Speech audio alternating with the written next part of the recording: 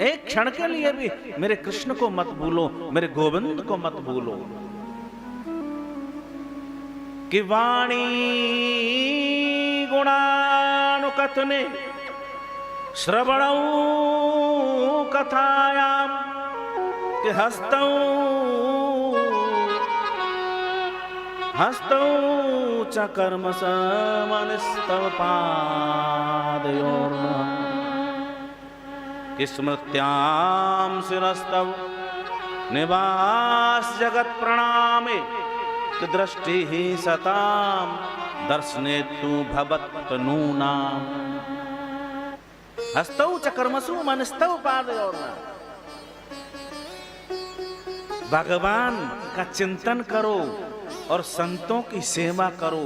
वाणी गुणान कथने श्रवणौ कथायाम, बोले वाणी से भगवान का चिंतन करो, वाणी से मेरे गोविंद का गुणगान गाओ, और श्रवणों से श्रवणौ कथायाम, और श्रवणों से कथा सुनो।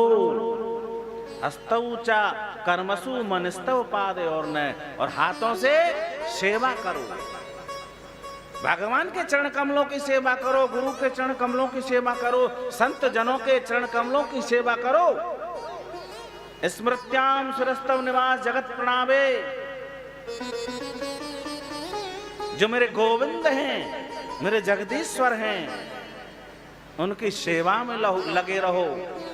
जो कोई वंदनीय है उनको प्रणाम करो। अपने से बड़े हैं माता पिता के चरण कमलों में नित्य प्रतिदिन प्रणाम करो। अपनों के बड़ों के सामने नित्य प्रतिदिन झुको, संतों के चरणों में झुको। कि दृष्टि ही सताम दर्शनेतु भवत्तनूनाम, संतों के दर्शन करो।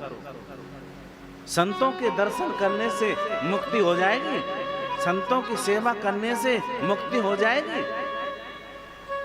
लेकिन हम ये भी ध्यान रखें, संत ही हो संठ ना हो, साधु ही हो स्वादु ना हो, ये भी हम ध्यान रखें। अच्छा, आप सोच रहे होंगे बोले संतों के दर्शन से ही मुक्ति क्यों बताई है? साधु संतों के दर्शन करने से, सेवा करने से ही मुक्ति क्यों बताई है?